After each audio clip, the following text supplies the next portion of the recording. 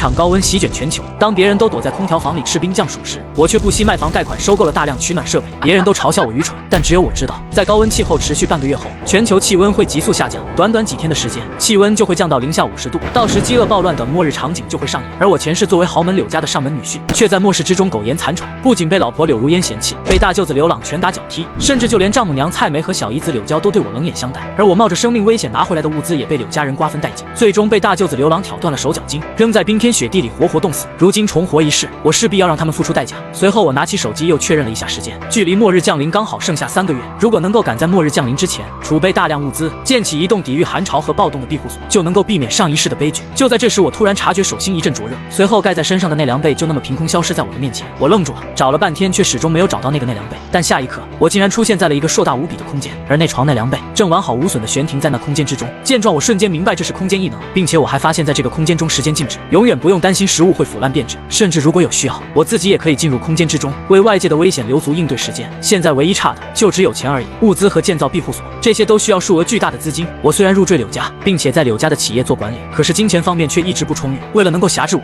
柳如烟每个月只给我留下不到2000块的生活费，就连我母亲生病都是找柳如烟借的钱。随后一个近乎疯狂的想法在我脑海中滋生，妻子柳如烟在柳家的帮助下，已经是宣明财团的董事长，名下有着好几家规模巨大的连锁超市，而这些超市的库存都在郊区的一个占地近1000亩的仓库里。如果能把仓库里的物资全部送进异能空间，那自己一个人上千年都用不完。我需要一个完美的计划，最好是能让柳如烟没有任何疑心。就在这时，门外突然传来一阵不耐烦的砸门声，我打开房门，就见一个女人站在门口，正满脸鄙夷地看着我，正是我的妻子柳如烟。赶紧去准备饭菜，我妈他们今天在家里吃。柳如烟不耐烦地扔下一句话，转头指着我说，还有吃饭的时候你知道自己该去哪了，别再让我丢脸。说完摔门而去。我后槽牙紧咬，柳如烟这是在提醒我，吃饭的时候别上桌。一旦柳家其他人在家里吃的时候，我连吃饭都要躲在自己房间里。可我没有半句抵抗，默不作声地走进厨房，熬过了这段时间，弄到了物资，建立起庇护所才是关键，这点委屈能忍。我拿起厨刀熟练的洗菜切菜，很快一桌子美味佳肴便已经准备完毕。刚准备摆下碗筷，就听别墅的大门打开，随后几声欢声笑语声传来，柳家人回来了。小姨子柳娇提着大包小包闯了进来，一边脱鞋一边不耐烦地对我说道，你眼瞎呀，没看见我手里拿着一堆东西吗？也不知道过来接一下。我姐怎么找了你这么个没眼色的狗东西？我将手里的碗筷放下，默不作声地从柳娇手里接过那些东西。我刚把柳娇的东西放下，就见丈母娘蔡梅和大舅子刘朗走了进来。我那车的后备箱里还有东西，拿的时候小心点，别剐了我的车。说话的是大舅子刘朗，他连看都没看我一眼。蔡梅瞥了我一眼，皱着眉头说道，刘朗，那些东西可不便宜，你就不怕他藏起来点什么？刘朗毫不在意地坐在沙发前，摆了摆手说道，他敢，借给他2个胆子，敢碰我的东西，我把他狗腿打断。两人的对话没有丝毫要背着我的意思。我站在原地，心里的怒火几乎已经压抑到了边缘。蔡梅见我还愣在原地，顿时不耐烦地说道，还愣着干什么？等我去拿呀！废物，怎么连话都听不明白？赶紧滚，别站在这里碍眼。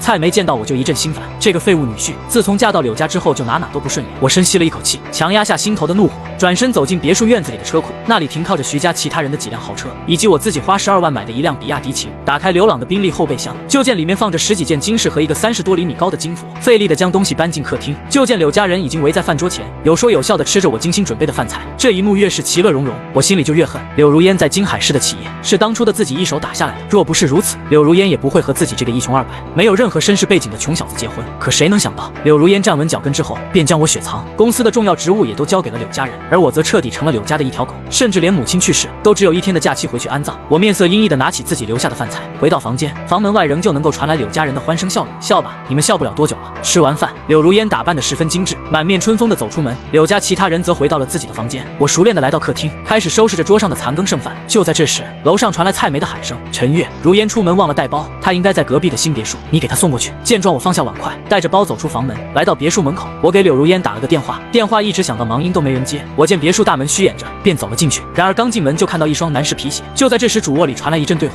见状，我瞬间掏出手机踹开房门，吓得两人心头一颤。柳如烟转头看去，就见我站在门前，手里正举着手机。陈月，你什么时候过来的？我不是警告过你不准踏进这别墅吗？柳如烟羞怒地扯着被子，试图掩盖自己一丝不挂的身体。我脸上阴沉如水，原来如此，难怪他会对自己日渐冰冷，原来是因为在外面养了其他人。床上的那个是我在公司时的下属林家栋，他除了会拍马屁之外，就只有那副皮囊好看，所以一直得不到我的重用。原来柳如烟是背着自己搞上了这个小白脸，难怪结婚3年，柳如烟都不让自己碰他。前世末日之后，柳如烟也经常来新别墅，原来自己冒着生命危险找回来的补给品，除了养着柳家那群白眼狼，还养着给自己戴绿帽子的小白脸。想到这里，我连怒火都悄然隐去，剩下的只有冰冷。这种女人不值得自己再浪费一丝情感。我按下暂停键，冷漠地看着床上的狗男女，沉声说道：“离婚可以，给我1个亿。”柳如烟闻言顿时蹙眉竖立，怒斥道：“你敢威胁我？”我面无表情地说：“总之没有1个亿，这份录像一定会传遍全网。”说完，我转身离去。林家栋见我离开，满脸深情地看着柳如烟：“宝贝，咱们的事可不能让别人知道。我倒是无所谓，你的名声可重要得多。1个亿而已，难道我在你眼里连1个亿都不值吗？”柳如烟看着眼前男人那帅气的面庞，心理防线瞬间松懈。他居然只在乎我的名声，区1个亿，不过是宣明企业1个月的利润而已。另一边，我刚走出别墅区，就收到了1个亿的转账，还附带着一条留言：“明天民政局见。”而我心头一阵冷笑，1个亿只是开始，我要的是柳家的全部，包括他们的狗命。我拿到钱，直奔郊区的一座废弃仓库。在前一室里，冰雪几乎覆盖了整个京海市区，所有2层以下的房屋都被冻实的雪层掩埋，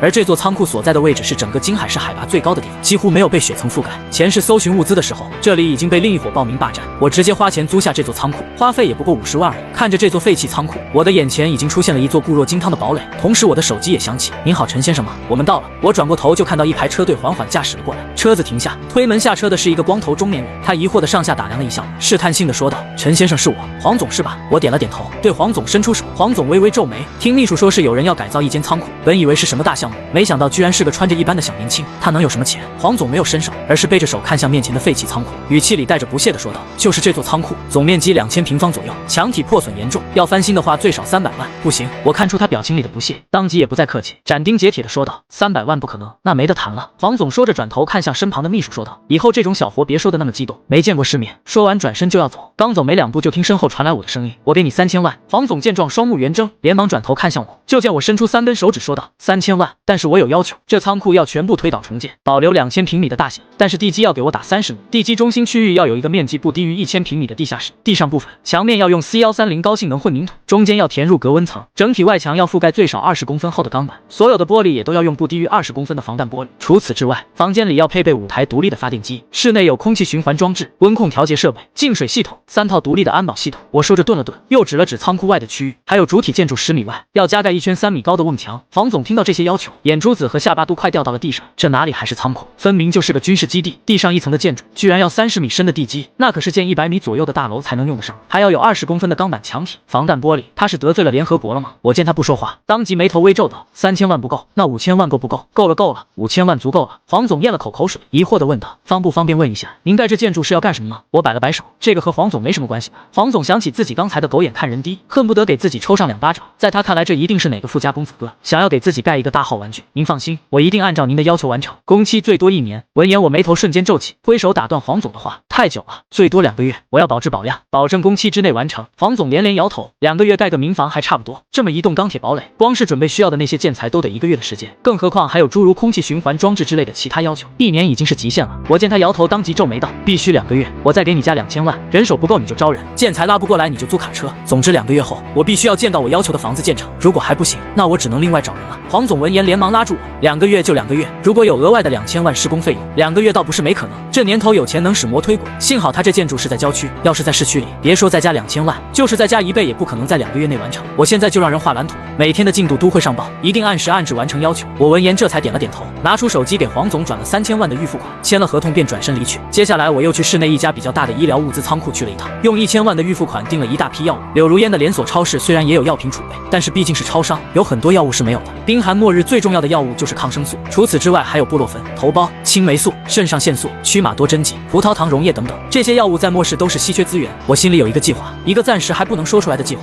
而这些药物就是这计划中最为关键的一环。第2天民政局门口，柳如烟看着一眼手机，皱着眉头四处张望。站在他身边的正是情夫林家栋。“宝贝，你家那个废物该不会是不来了吧？”林家栋在一旁阴阳怪气地说道：“明明只是一条入赘的狗，居然还敢让我们在这里等。亲爱的，你别急，我再给他打个电话。对不起，您拨打的用户已关机。这个废物，他怎么敢不接我的电话的？”柳如烟蹙眉骂道。就在他俩焦急地等了1小时后，我终于出现了。柳如烟看到我后，心中的不满立马倾泻而出：“你是在故意拖延时间是吗？是不是不想和我离婚？陈月，即便你用这种伎俩也挽回不了我，我已经给你1个亿的分手费了，请你不要纠缠我好吗？”听到这话，我都快被气笑了。光是想想末世后你对我做的一切，都让我感到深深的恨意。然而现在的我并不想和他们发生剧烈的冲突，毕竟距离全球冰封末世还有3个月的时间呢。这段时间内，自己还是要苟着一点。柳如烟这一家子小人能躲就躲，末世来临后有的是手段收拾他们。我淡淡瞥了一眼柳如烟，别浪费时间了，去办离婚手续吧。随后我大踏步走进了民政局，柳如烟和林家栋对视一眼，也跟在了后面。民政局办理业务的人不多，很快就排到了我们。“你好，请问办理什么业务？”“离婚登记、工作人员抬头看了一眼我，